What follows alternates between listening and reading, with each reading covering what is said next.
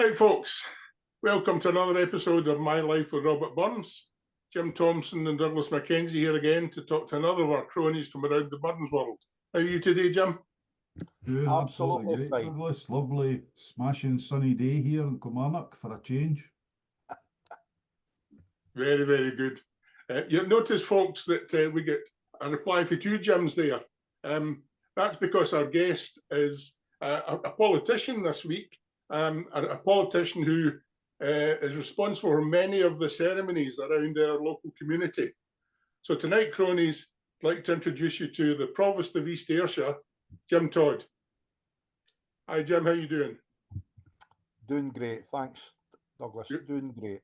Good, good, good. Well, Jim, if you've seen any of these podcasts, you'll know that the first question we always ask is, can you tell us a little bit about yourself, please? No, that would be great. Yeah, I mean, I'm 64 now, and as a young man, grew up in Kilmarnock, born in Kilmarnock, grew up in Kilmarnock, supported the mighty Kelly all my life. A lot of early memories, a lot of good times. I'm from Onthank, and Onthank was one of those estates that was built not long after the war, where there was a lot of families lived in slums and tenements down along the riverside in Kilmarnock. And it was a luxury for, it must have been for those young families, expanding families moving up into Onthank and Belfield and other areas with inside toilets and things. And it fascinates me how the change in people's lives came, and it didn't come all in one. It took stages. It took world happenings. It took local happenings. It took decisions from brave politicians, local politicians, and planners to make lives better for folks. So, grew up in Onthank. I left school at 16. I'd like to tell a wee bit about my education. There was a time where ex-military personnel, Second World War, Korean War, came out, and there was a fast-track degree. And that degree was in education. So they had a degree, whether it was maths or English, whatever, mostly intelligence officers, but not all. So a lot of ex-military teachers when I went to school in the 60s, 70s. And one of whom was a brilliant teacher called Mr. Gow. He was our English teacher. So 1975, we were sitting our O grade prelims, and the class I was in for English, well, we could all read and write and add sums like anybody else. We weren't expected to do too well for our English O grade. But this brilliant teacher came along and he sat and spoke to us and said, right, guys, do you want your English O grade? And we all said, yes, sir, we do. He said, are you going to work for it? Yeah, we will. A couple of guys held their hands up and said, no, we're not interested. So he sent them away to the technical department. But we all wanted our English O grade, and that was fine. So he sat us down and he gave, now, Mr. Gow was old school. He wore the graduation gown every single day. He wore a tweed suits all the time, the brown brogue, highly polished shoes, and a wee set of half-moon spectacles. On his special education days, he wore the mortarboard hat. So real old school, absolute gentleman. And he started to teach us how to interpret English. So we got a set of books one day, and it was one of my favourites, the classics, Robert Louis Stevenson, Treasure Island.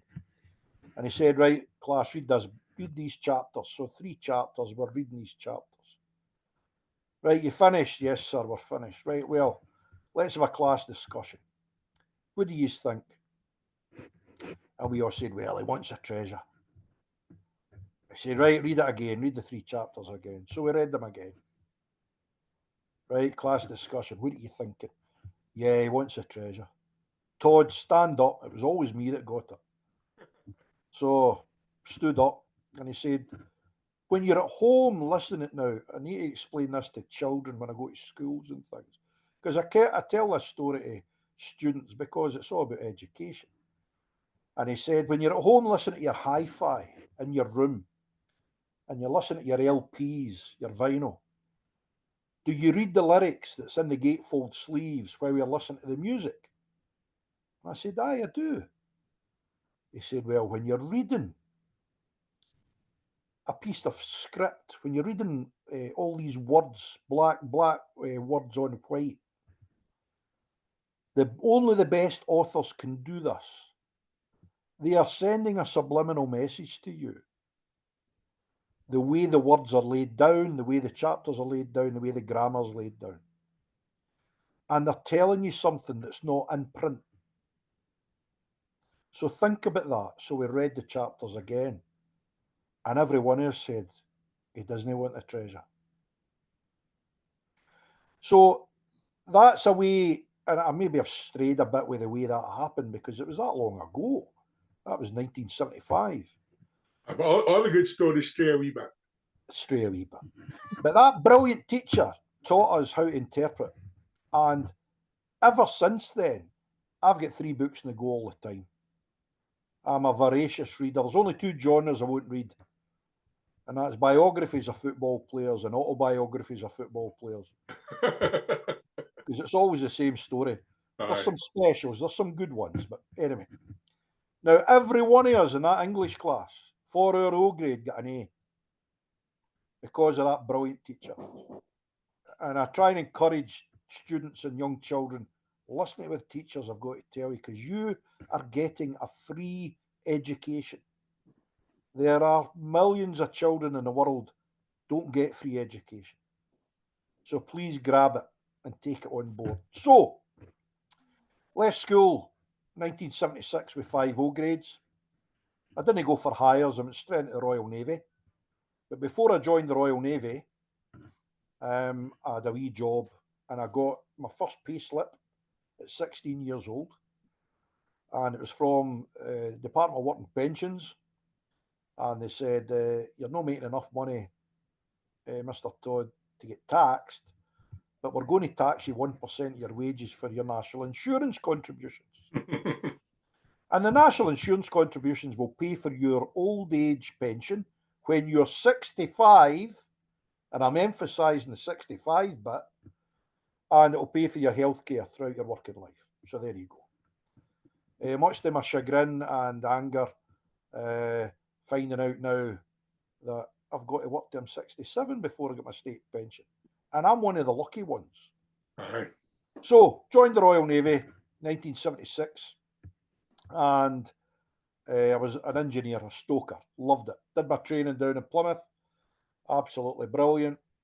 There was a wee bit, yeah, I'll tell you this one. There was a wee, when we were still in our civvies, I was 16. Still with civvy clothes, we're sitting there. And an admiral walked into the class, 40 young men from all over the UK and Ireland and the Republic of Ireland. British Armed Forces will take the Republic of Ireland personnel to serve in the Armed Forces, still to this day. And an admiral walked in, he said, right, hands up the Scots, 5 or 6 years, hands up the Welsh, 2 or 3, Irish, 2 or 3. Right, you bees, you're all colonials. Oh, dear, dear. And he pointed to the white ensign up on the wall with the Union flag in the corner, and he said, that's you all in the corner. This is the English Navy, and you're colonial second class. Don't ever forget it. And I thought, aye, right. So that was fine. You got a bit of ribbon and things, you know, you got all the slag and that, as in every walk of life. But I got into a great ship, HMS Mohawk, a brilliant old ship, tribal class frigate. And it was laid down in Barrow-in-Furness, 1962. So the flat hull with 2 hydraulic stabilisers. Our ship was one of the very first ships in the Royal Navy with a gas turbine. And this gas turbine was the same engine that was on Concorde, an Olympus gas turbine. It was water cooled, of course. So this ship could go straight to sea within minutes. Press the button, away you go. It used to take about 12 hours to warm the boiler up to get a head of steam. So away we went all around the world and into Gibraltar. Now, in those days, as a young 16-year-old, I had a 26-inch waist. and I was into sport, I was into boxing, into football. And I ran up, when you get into Gibraltar, everybody runs up the hill. So I ran up the hill, and one of my mates, Dinsdale O'Neill from Fizzackerley, outside Liverpool, he beat me, and I was second. But we're steaming down the Med, going to the Eastern Med, and I went up for lunch. And I tell everybody this, the most important person on a naval warship isn't the captain, it's the caterer. Because if you eat well, you've got a happy ship, you know. So I went up for my lunch, and bearing in mind he's obviously stored the ship with fresh food. And there was all these green things sitting. And I said to one of the chefs, a stuffed apple for a starter, what's that all about? He said, "You Philistine, it's a pepper." And I had never seen a pepper in my life. I thought they came in a wee condiment set. So this pepper, and he told me what was in it. He said, there's anchovies, never heard of them. There's capers, never heard of them. There was rice, Greek feta cheese, olive oil, and I thought, and I tried it, but my goodness, these tastes. It was an explosion of taste for my taste bud. So me and my mate on the same watch, there's different watches in a warship, do your duties. And we had a disagreement, right? Every country we're going to go into, we're going to the national dish of that country. So that's what we did. And I've been very, very lucky all around the world. I've been a lot of countries. There's some things that I couldn't possibly tell you on this podcast. Well, what you could tell us is, what was your favourite type of food? Well, for me, and it varies, it does vary, but Indian subcontinent, Pakistani, Bangladeshi, Indian food, oh wow. I mean, coriander, how this beautiful planet we live on can grow something that tastes as beautiful as coriander. And it's not just, I am not a vegetarian, I'm a meat eater, but I love vegetarian curries. Yeah. And after that, I would say maybe, yeah, Italian. And after that, Mexican. So a wide range. I will eat anything apart from Brussels sprouts and kidneys. Because when I was a wee boy, my mum, my mum and dad worked very hard, as all our parents did. I think my generation, I think we get the best here. But my mum was working, my dad would come in and make the dinner, and it was always meat and two veg. And there was always Brussels sprouts. Oh. We had an Alsatian dog called Sean, and she was beautiful. Lovely dog, white hair. Even she wouldn't eat the Brussels sprouts. So my dad would say to me, "You're not going out to play until you eat all your food." So he would check the bin. So I put these Brussels sprouts in my pocket. And I said, "Dad, I'm finished. Right, I'll go out to play." And I would throw these Brussels sprouts as far away as I could throw them. So even to this day, I can't eat them. Well, when we finish recording, I'll tell you a Brussels sprout story, but this is about you, not about me. So. No, that's great. So, absolutely great. All round, doing the Eastern Med, great. Into Egypt, we're doing the Suez, into the Red Sea, down into the Indian Ocean, all the way over to Australia. And that was absolutely amazing. We're on the Western Australia, South Australia, Victoria, all the way around to the Gold Coast, then up to the Philippines. Philippines, an interesting story, because when we were there, Australia, we went 1977 to Australia, and we were 6 weeks in Port Adelaide for Christmas, New Year, 77 into 78. And this was only 2 years after Vietnam. And as we all know, Australian armed forces were involved in Vietnam. So the Australian government were really apprehensive about communist expansionism coming down the Indonesian peninsula. So it was because the Commonwealth links were very strong. We had an engineer officer from the Australian Navy and a Killick stoker from the Australian Navy came onto our ship and tried to convince some of us to join the Australian Navy. to bolster their forces. And the offer was my wages would have been trebled in real terms, not just dollars. And they would have given me $5,000 to buy a deposit for a house anywhere in Australia. We were got dual nationality for as long as it lasted. And it was very, very tempting because I loved Australia. But I wanted home to see my mum, so I didn't do it. And is that when you left the Merchant Navy at that point? No, sorry, Royal Navy, Douglas. Oh, sorry, Royal Navy. Aye. No. We went right round, the ship went round to the Philippines, and this is another piece of history that I didn't know at the time. But after the Second World War, America was building, as you know, building an empire. They'd never had an empire before, so they started building an empire. And they took over parts of the Far East. Because the old colonial powers, they just had no money. They were totally exhausted. So America started moving in. Not with violence it was for all the right reasons to make money. And they took over the Philippines, as we know. So it got to the point in the 60s where there was a really massive movement for the nationalists in the Philippines to ask Americans to leave to turn it into a democratic republic, which it did become. So, Cory Aquino, I don't know if you remember that name, he was elected as the president. And he was deposed by the generals. And it was quite a bloody coup in the mid to late 70s. The Americans, to their credit, told the generals to give the power back to the people. And United Nations got involved. So Cory Aquino flew in a plane, and he was walking down the steps, and he was assassinated on the steps of the plane. And our ship visited Manila, the capital, 3 weeks after this had happened.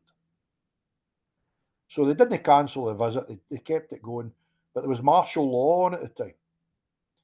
So we had to go ashore in uniform. When you go to a friendly country in the Royal Navy, in a warship, if you're at a friendly country, you can go ashore in your civvies.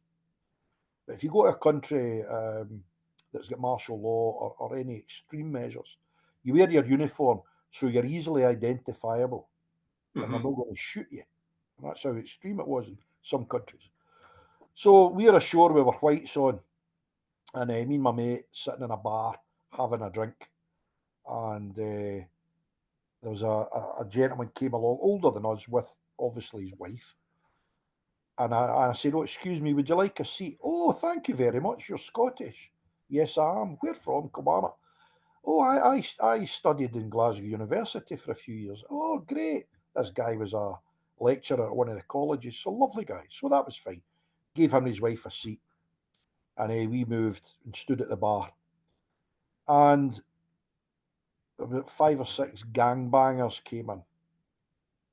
And these were Filipinos with the tattoos and the piercings things.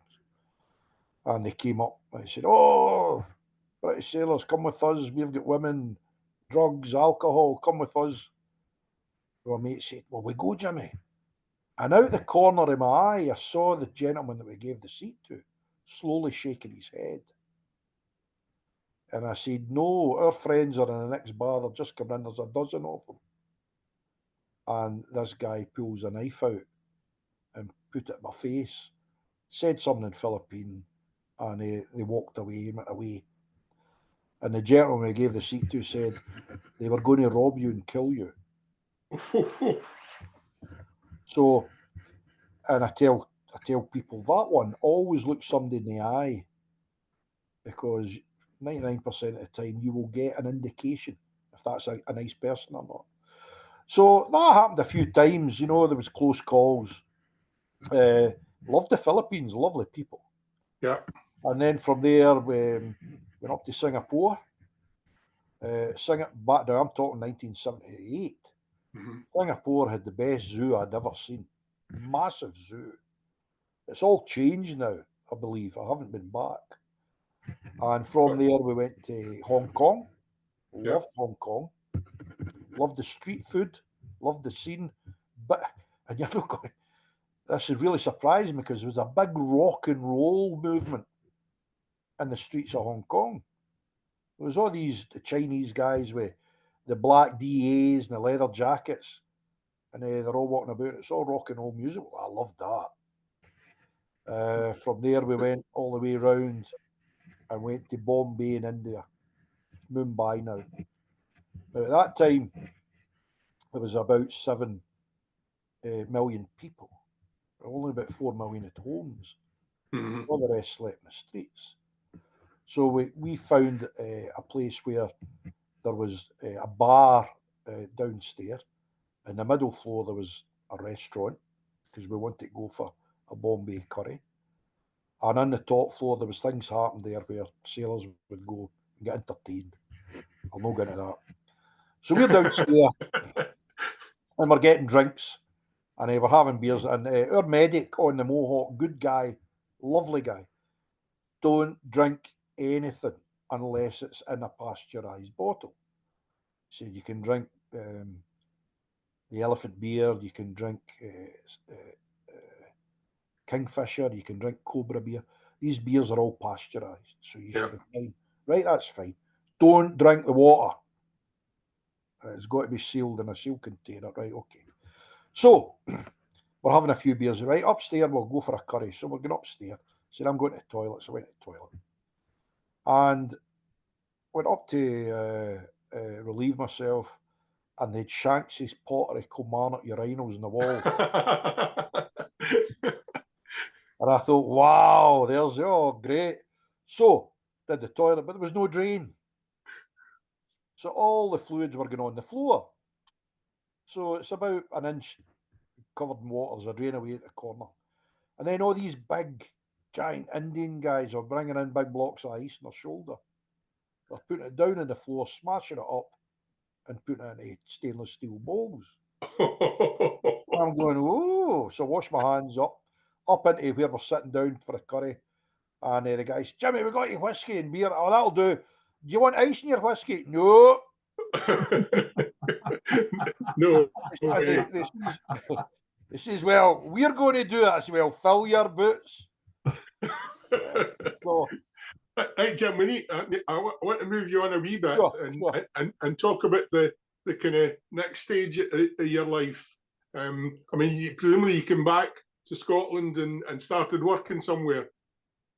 Yeah, well, came back 2 years in the Mohawk, all around the world, over the western seaboard, United States, all the way down to Caribbean and Belize. Did all of these things, then come back, and then I spent a year on the floating dock at Fast Lane. All right. And that was great because 1979 into 1980, there weren't enough billets beds for the submarine crews. Mm-hmm.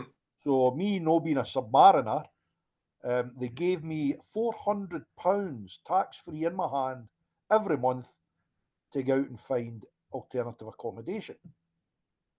So one of my best mates, who became my best man later on, I haven't forgiven him since. He didn't convince me to do it.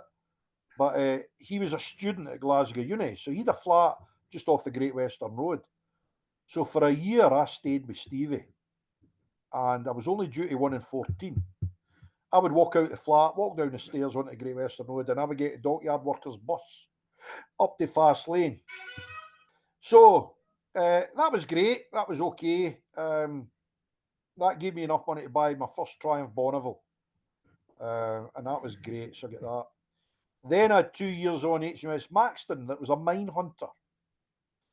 And those 2 years in the Mohawk, up and around the world, I was never seasick once. I was through typhoons, force 12s, hurricanes, everything. And I get put on HMS Maxton, that's a mine hunter made of wood and alloy because of magnetic mines. And I was seasick every day. Oh, dear. So I carried a bucket about with my name on it. Because you still had to work, you still had to keep the engines running. So that was great. So did that. And then how I came out of the Navy was I was a Killick stoker on the Maxton. My mate was a Killick stoker. He was from Edinburgh. So we're based in Rosyth. And his mother was a senior staff nurse at one of the Edinburgh hospitals. I forget which one. And they lived literally 300 yards up the hill from the grass market in a lovely house. With a garage. His dad had passed.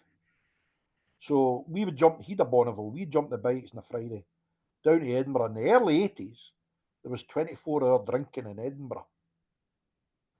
So we would go in 5, 6 o'clock at night, have dinner with his mum, or bring her something in. She'd go away to her work, night shift, 12-hour shifts. We'd go out into the town. Wow. And Edinburgh in those days, absolutely brilliant. We'd come back in the morning, make her breakfast for her coming in, and then we'd sleep all day. So there was one Friday, the chief stoker, who was a great old guy, lovely old guy. He said, guys, I can't let one of you go at 12 o'clock. We need to fix this generator. I said, I'll stay and help you fix it, chief. Okay. So we did. Stripped it down, got it sorted, got it back up and running.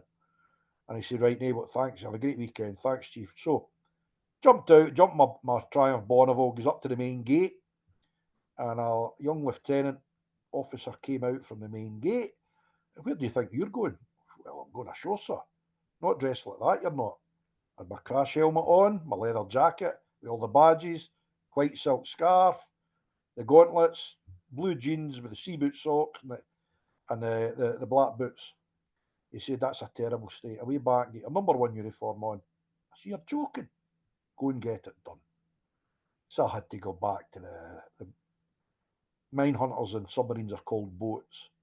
So I'm back to the boat, get changed, put my gear into a bag, tied it on the back of the bike, up to the main gate, and I had to stand at attention, and he gave me a dressing down for 10 minutes. And then a regulator, who are the Navy police, put his head out the window and said, sir, there's a phone call. And away went in for the phone call, and the regulator went, on you go.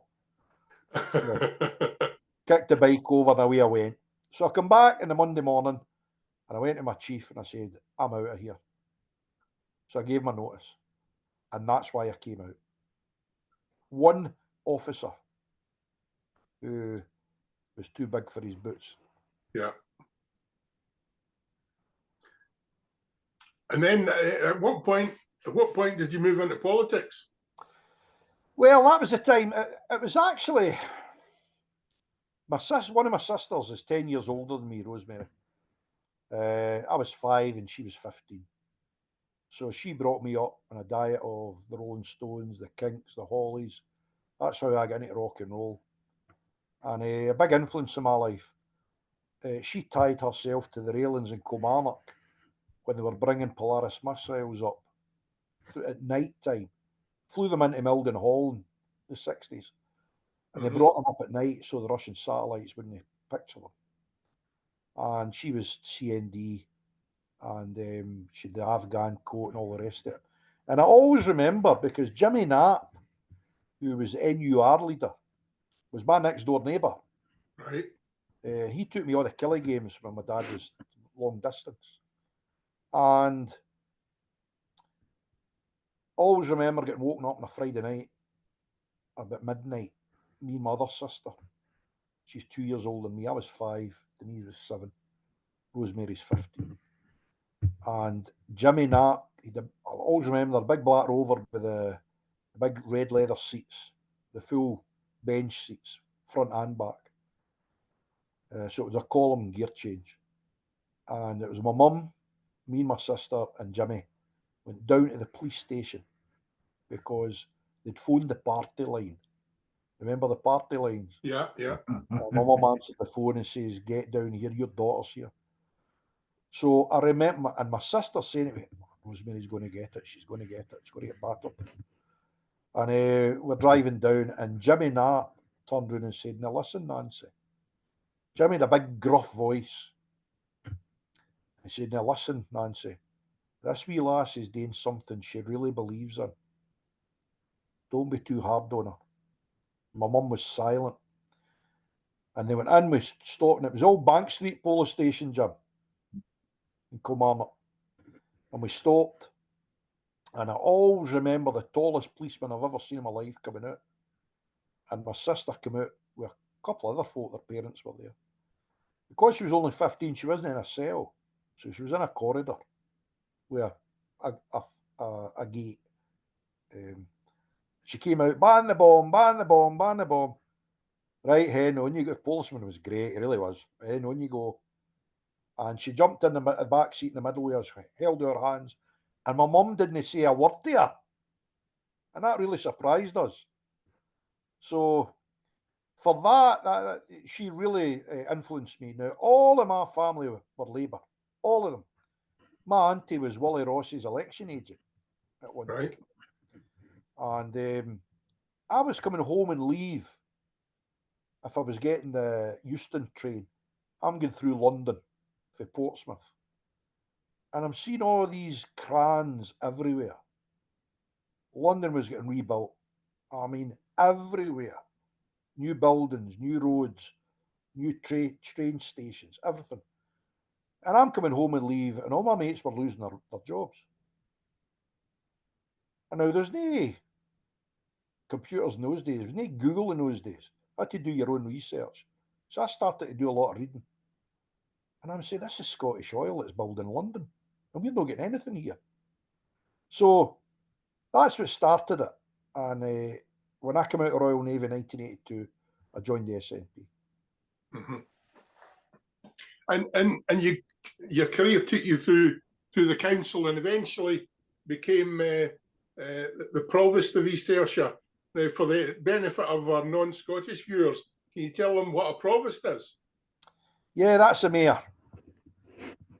So that's a mayor, or for our continental friends, Burgermeister. And what does the role entail? What do you need to do? Well, it's really it's got less and less of a power. The provost or Lord Provost or mayor used to have a very powerful role because there was a time where they made the political decisions that affected a town or an area. But it's got less and less, and there are some councils with no provosts. They've got a convener.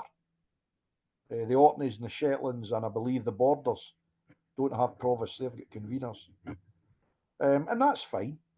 But it's more of a civic role now, and it's all about representing East Ayrshire Council and all of the 121,000 souls that live in East Ayrshire. And you do it in your own style. I mean, there can't be many provosts in Scotland or even in Europe who are bikers. No, it's great. I mean, I'm very, very lucky, and it's an absolute privilege and an honour. Everywhere I go, there's always support. There's always lovely, and how privileged is it to be in a role that you can meet all these brilliant, brilliant people, and every one of them's got a story to tell. And I love hearing the stories. Love it. One of the duties is going along to diamond weddings, platinum weddings, 100th birthdays and things. And when it's down in Jim's way, you're meeting a lot of miners, ex-miners. And salt of the earth, absolutely salt of the earth. And you're saying, oh, what did you do, sir? Oh, I was a miner, son.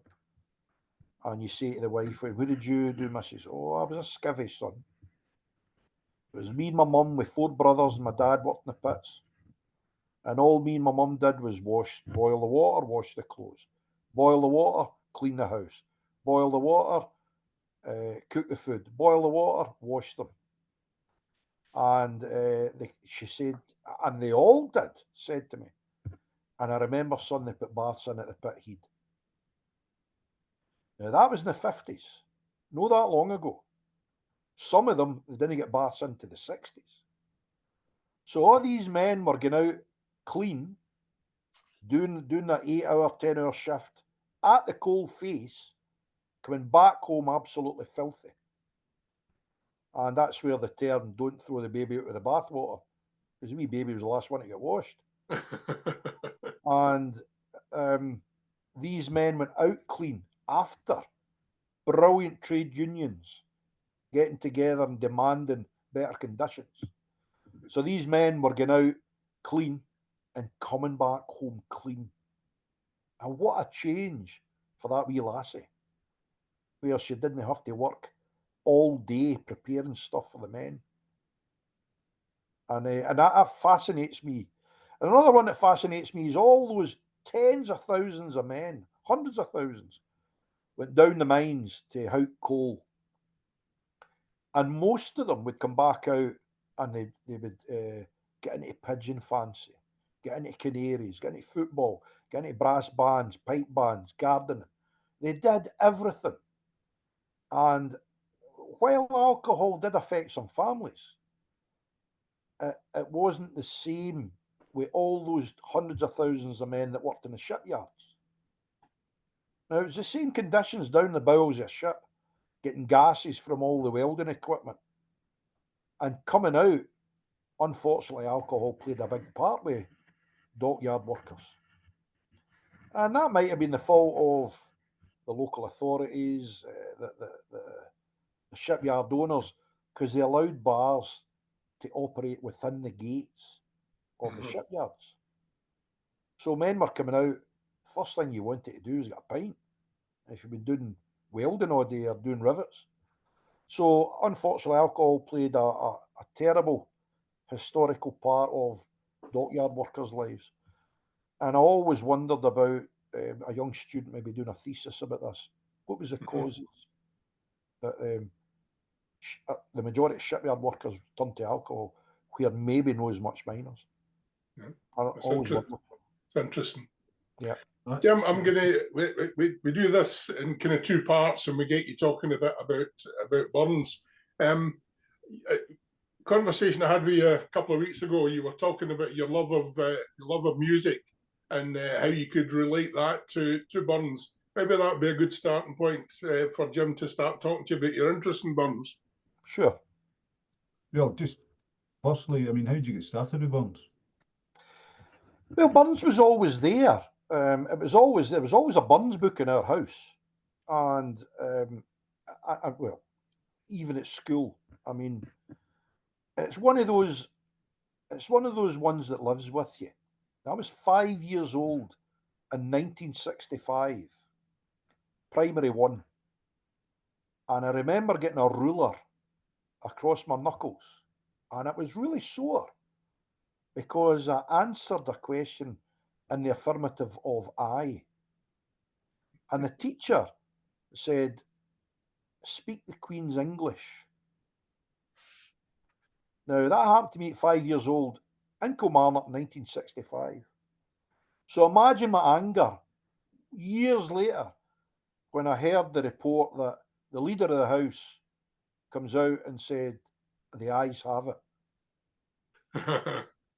So if it's okay at Westminster to say the ayes have it, because somebody's answered the affirmative of aye, I couldn't speak my local language and say aye. So I'm reading Burns and I'm reading poems, and it's in our own tongue. Now, dialect's absolutely incredible. And I was talking to Jim about this a few months ago. And there's that brilliant book, The Doctor, Jim Cumnock. He wrote The Man's a Gowd for all that. Yeah. And he wrote it in the Scots tongue. And I bought the book at the lodge, and he kindly signed it for me. And I took it home and I started reading it. Within a page, I was tuned in. And you tune in very, very quickly because you're living and speaking this language all the time. And when I was in the Royal Navy, every second word when you're on a ship is a swear word. Every guy on that ship. But I had this brilliant skill that I learned very quickly when I came home. I didn't swear in front of my mum. So I could manipulate language. And that's really important because you've got to do that so that you can function as an individual in any field you're in. And I think that's really incredible. What I loved, jumped out at me at Burns, and it was one of the teachers, at primary school. She was a lovely, lovely woman. And she said, Robert Burns is a wordsmith. And I didn't know what that term meant. She tried to explain it, but I didn't get it till much later on. But Burns was great about using words and the way he set them down and the way he expressed them and the context he used them in gave a different interpretation every time. Because on one hand, he's slagging off the folk that needed slagging off, and they didn't know it because he was using the Ayrshire dialect, and there's many dialects in Ayrshire, as we know. A wee quick one talking about the music, and I'll come back to Burns. But we would go over to Ballyshannon. My two favourite guitarists of all time was Rory Gallagher and Peter Green from Fleetwood Mac. So Rory Gallagher's brother does a tribute weekend every year. Rory died in the 90s, but brilliant. I met him. He was a gentleman.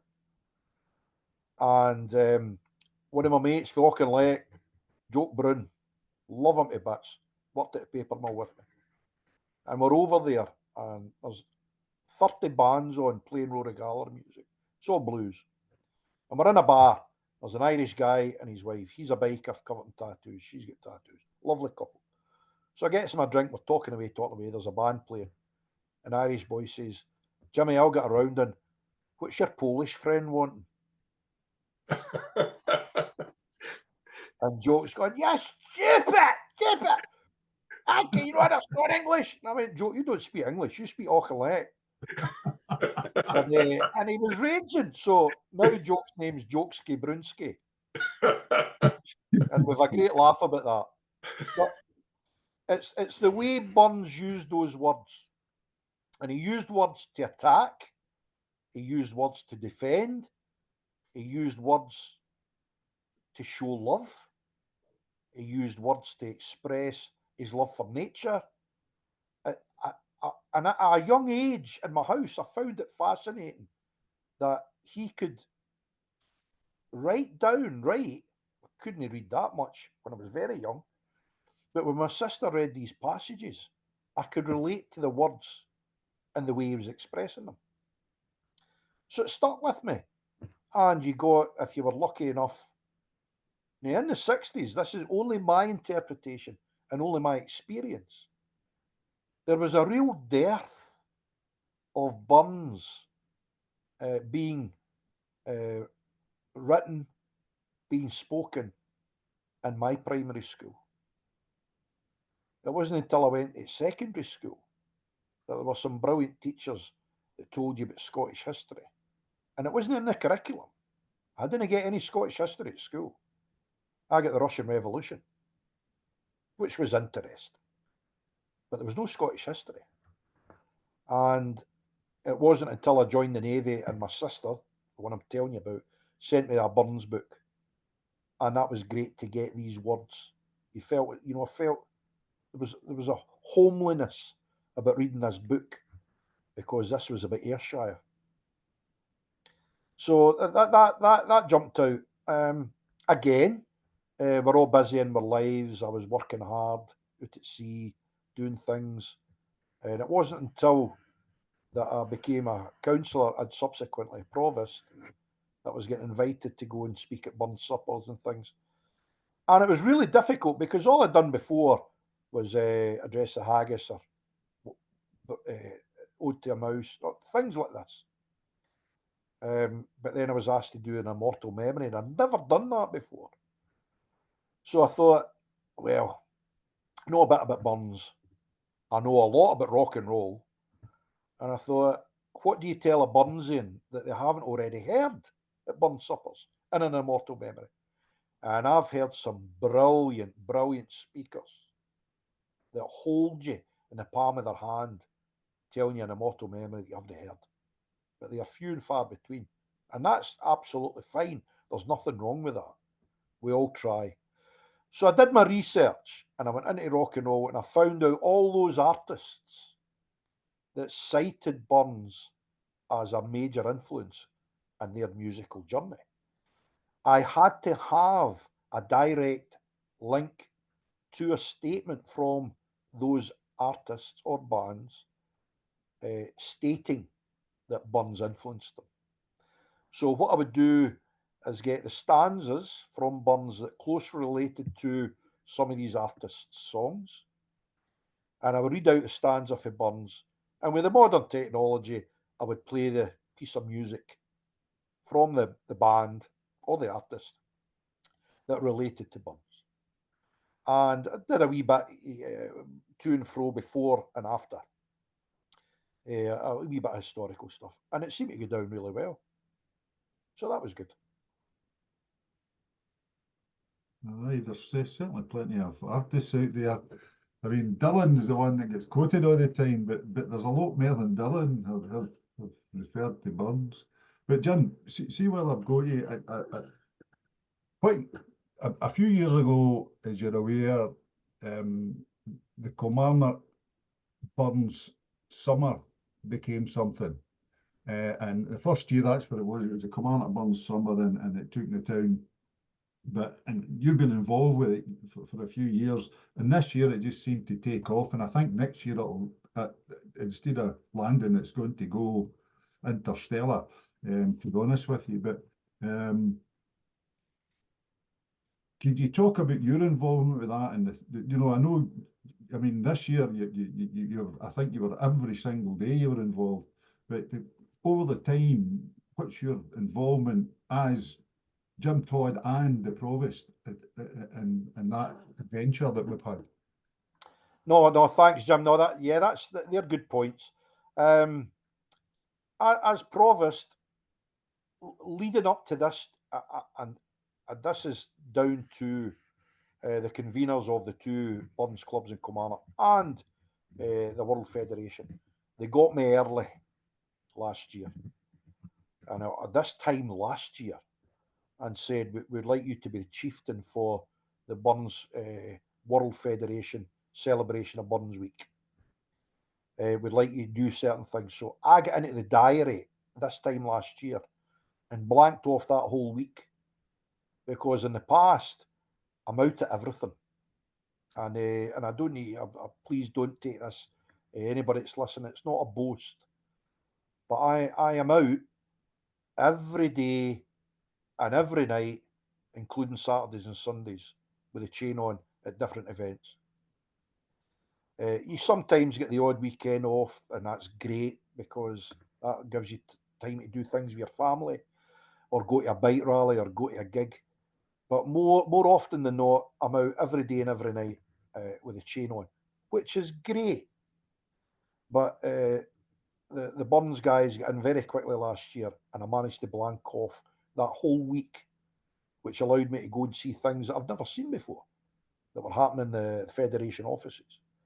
So I really, really enjoyed it this year. Managed to talk to a lot of my friends. I'm trying to get some of my friends and younger people involved in Burns, get them to join the two Burns clubs. There's a lot of interesting stuff coming on. I've got some ideas for the World Federation offices, and it's outside where the mural is now. That's a large radius on the road that doesn't need to be there. So we're looking at extending the pavement to a half circle with railings round it with a couple of benches. And hopefully we're going to get the 9/11 monument, Douglastown, from the Dean Park. And we could have that sitting on, we're going to call it Poets' Corner. And some nice uplights in the ground looking onto the mural. So we've got that to plan. We've got some things with the Rose Garden at the Dean Castle, which is the Burns Garden, next to the Dower House. So we're working on that. Hopefully that will come to fruition. But for next year, it's going to be bigger and better.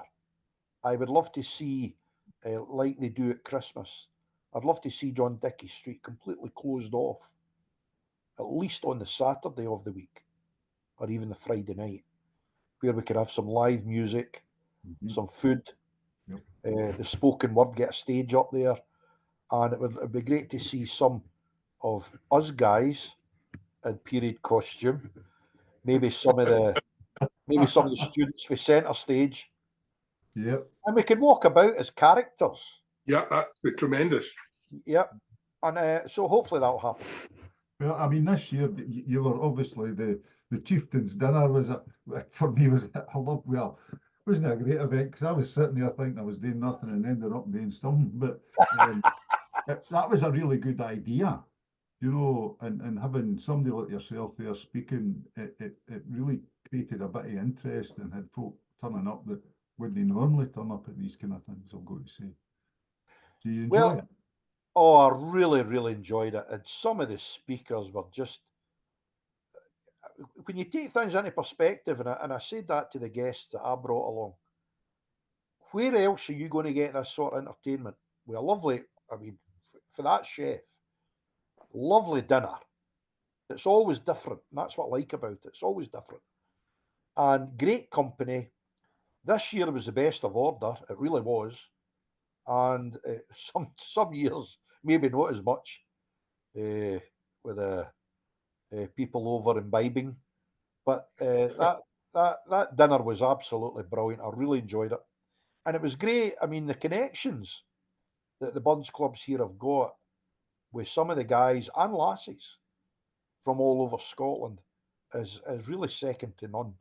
There's a real camaraderie there where people will come and they will travel to come and give you a half hour, an hour of their time. And it's not just Burns, it's poetry, it's the spoken word. It's a really good feeling. And the guests that I take every year, they can't wait for the next year. It's certainly. I mean, Alec did well this year, I think. You know, Yeah. And we had Alec on just not that long ago doing one of these, and a very, very interesting individual, I've got to say. But I've also got to say to you, I know how busy you are, but seeing you, I mean, and I take you back to 2014 when you appeared at Irvine when I was going into chair at the Federation, and you turned up and you stayed all night. And the amount of people who said to me, what was it, the 300 and odd there that night, but the amount of people who said to me that it was great that, you know, a politician would come along. And to be fair, the provost of North Ayrshire was there as well, and she stayed all night as well. And there was Canadian folk and American folk were talking to me later on, and they couldn't believe that local officials would come along and stay all night and not just come, do what they need to do, and then go away. Well, that's really kind, Jim. I really appreciate that. And I mean that. It means a lot to me that people recognise these things. It's important to me when I get an invitation to somewhere, and again, for your listeners and your viewers, I'm not putting myself up on a pedestal, not at all. But I don't claim any expenses. I mean, it's a terrible topic at the moment. Things that are going to, there is nothing wrong with expenses if they're used properly. I don't claim anything, that's my choice. Provosts and Lord Provosts are allowed, and it's written down in statute from COSLA, that are allowed £3,000 a year clothing allowance. Now, with the greatest respect to the opposite sex, I can see how maybe a lady provost might need to use that money, because the amount of bad press they would get if they wear the same dress twice in a year, absolutely shocking. We're okay, us guys are okay, because we're the ugly sex, so it doesn't matter what we're dressed like. But I don't use any of that. If I go anywhere and I upset a few folk, and I don't mean to upset them, but if I go anywhere, I always pay for my ticket. It's just part and parcel. And those places where you can't possibly pay for a ticket, I put a donation in, or I donate the cost of the ticket or the occasion to whichever charity I had. Now, we get, there was a lot of bit about Keir Starmer, and I've got a bit of sympathy for him here, being invited to the Arsenal games. That's his team. And he gets invitations to the boardroom. I don't think there's anything wrong with that. because that's the team he supports. He spends money in the club. But I get invited along as provost, as all the other provosts did, to Rugby Park in the boardroom at Kilmarnock. But I sponsor a player every year. So that's £500 I pay to sponsor a player. And I pay the money because I want to pay it. And this year it's Bruce Anderson, who scored a brilliant goal on Saturday. But it's important to me, and I'm doing it, I hope you understand, I'm doing it for all the right reasons. I don't take anything for nothing. So I don't take any expenses, I pay for everything. Right. Jim, while we're talking about Burns, and you mentioned earlier on that in your younger days you maybe did the haggis or you did Two Moose. What are your favourite poems? Do you have a favourite? Absolutely. Well, Tam O'Shanter, I mean, there's absolutely, we're talking about music. Jim Steinman, who wrote all the Meatloaf stuff, says, and I've got his quote, he was inspired by Tam O'Shanter to write Bat Out of Hell. I just, how anybody, and there's a couple, I've heard some brilliant immortal memories about how he came to write Tam O'Shanter. And it was all to do with the fishing boat and all this and all the rest of it, because they were threatened that the nymph of the seas were to drag them down. And some great interpretations of how he came to write it. And we've held, myself and Jim, and I think you as well, Doug, I can't remember, but we have got one of the manuscripts, one of the original manuscripts at the Dean Castle. Mhm. And I've held that, and you can see his writing, you can see his corrections and his wee notes at the side. But there was no facsimiles then. But the Kilmarnock one's essential because that's the one where you see, I think it's 8 of the 10 deleted lines. Yeah. There. Yeah. Do you know, That's right. The council were great with me when I asked, they gave me full access to it when I was writing the book. And it was just, it was, that for me was a shock because I found 2 lines that maybe That you didn't know. You're right. You're absolutely right. Oh, he's great. He really is. All of those officers are absolutely brilliant. They really will accommodate anybody for the clubs, anybody for the World Federation. When I explain, I'm sending a guy up, please, if you could let him see the stuff. They're great. The officers are great. Although we're losing Bruce and Linda, they're retiring. Oh, that's a shame because they're Which really, is a shame. they're great. They're great. And but my favourite, I think my favourite, and it's in the Kilmarnock edition, I think my favourite is Man Was Made to Mourn. Mhm. The dirge. And for me, Burns encapsulated everything that was wrong at that time. And it was just the way he expressed it, the absolute total drudgery, and the way he explained how an individual was living at that time if they weren't, if they didn't have a means of income. And that happened. And it happened in his time. It happened 100 years later with Irish famines. And it wasn't just in Ireland that there was potato blight, it was all over the UK, all over Europe. The problem in Ireland was they stole all the food and took it down to London. Aye. And but that poem, knowing all I know about history of Ireland and Scotland, Wales and England, that poem, when you read it, it really struck to me the total desolation and desperation of somebody that had so much to live for as a young person. And then when they were no longer useful to anybody, and they were just waiting to die, you know. And it speaks to me, that poem. It really does. Chill November, surly blast made field forest bare. I wandered forth one evening along the banks of Ayr. I spied a man whose aged walk seemed weary, worn with care. His face was furrowed o'er with years, and hoary was his hair. Brilliant stuff. Brilliant. Brilliant stuff. I agree. Yeah. And I find now, as I was saying, I'm reading, I've got 3 books to go all the time. There's a brilliant book from David Gregory Roberts, and he's an Australian, and it's called Shantaram. And it's about, he escaped from jail in Melbourne, and he made his way to the slums in Bombay. And it's a brilliant book. That's the 3rd time I've read it. And please get it. If you want a loan of the I'll give you a loan of one of the books. What do you say the title was? Shantaram? Is that S-H-A-N-T?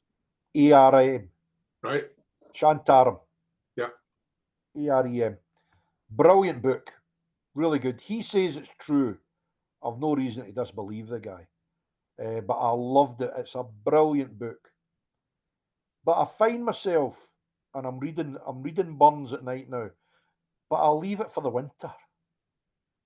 And I wait to the dark nights and I sit, maybe some Pink Floyd in the background, and I read the book where you need to get a wee water of life beside you when you're reading it, you know. An RN18, which is my favourite. But Right. I'm finding I'm reading a lot more Burns now, and I hope that's not an age thing, because we want to encourage more young folk into do these things. But that's where the festival will come. We'll get more young folk involved next year. Brilliant idea. The guys, Big Stuart up in New Mills, he had a great idea, and this has happened in other places, and it hasn't happened since COVID, unfortunately. But he would have a competition for all the primary schools in the valley, Hurlford included, and it was a competition to read a Burns poem or a Burns song. The competition was within each school, and the winner of each school went along to the Burns Supper in New Mills Bowling Club, and they went with their parents or their grandparents, excuse me, and they had to recite or sing the song, and there was a trophy, and the children, whoever won, from primary 1 all the way to primary 7, and you competed for the Valley Trophy.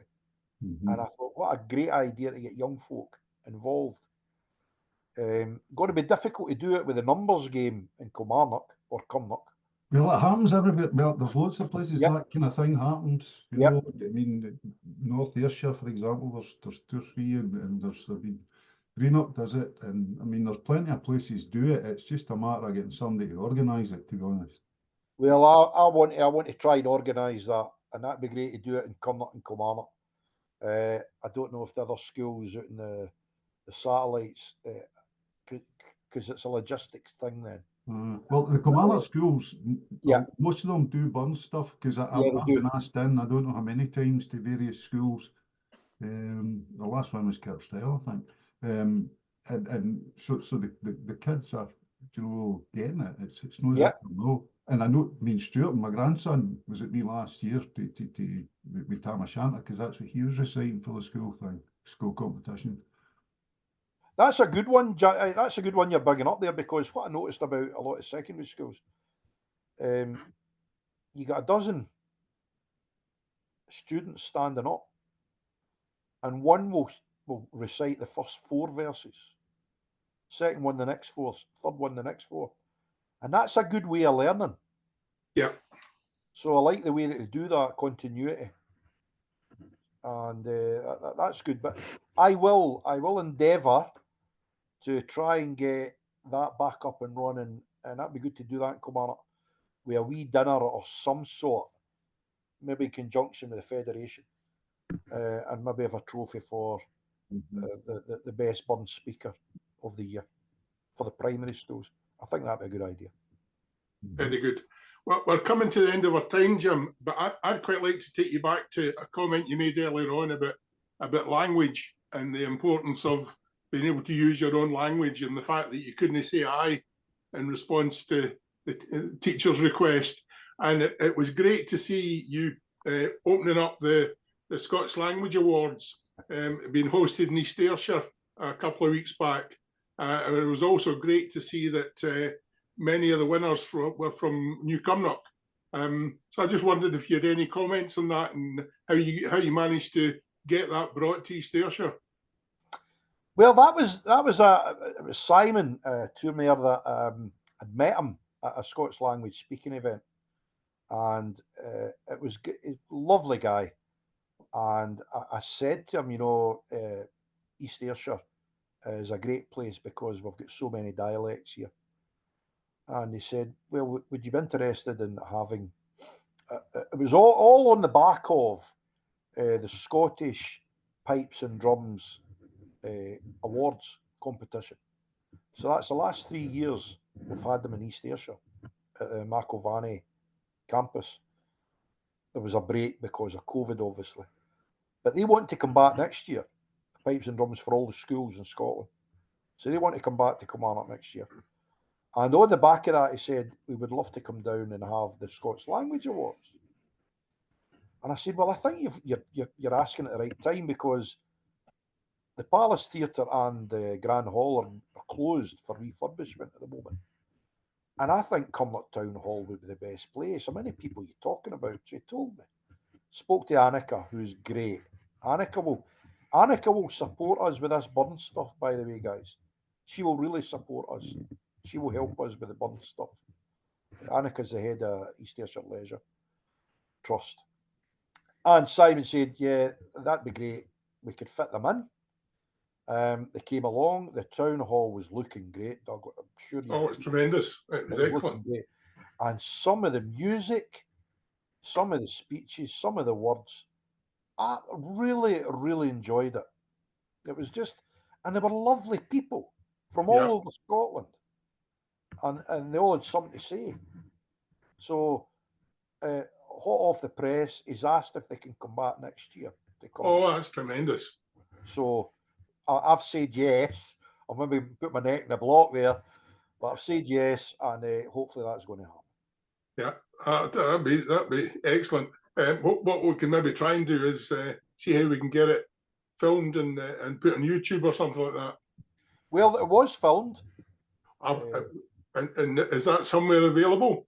Yeah, that's available. What I'll do, I'll send you the links if you want. Oh, brilliant. We'll attach the link to the end of this podcast. That would be tremendous. Well, I'm a Luddite, Douglas. I'm a Luddite. You'll need to give me time to work it out. But I'm sure I can do it. If you get somebody to send it, we'll make sure it gets attached. Right, that's great. I appreciate that. Good. Fantastic. Well, listen, Jim, that's been great. It's fantastic. I think when you move on to some of the projects you've been talking about, we'll maybe get you back to talk about them. But in the meantime, just to say thanks for telling us about your life with Robert Burns. Thanks, Jim. Thank you. No, thanks, guys. I've really appreciated it, and thanks for making it not a chore.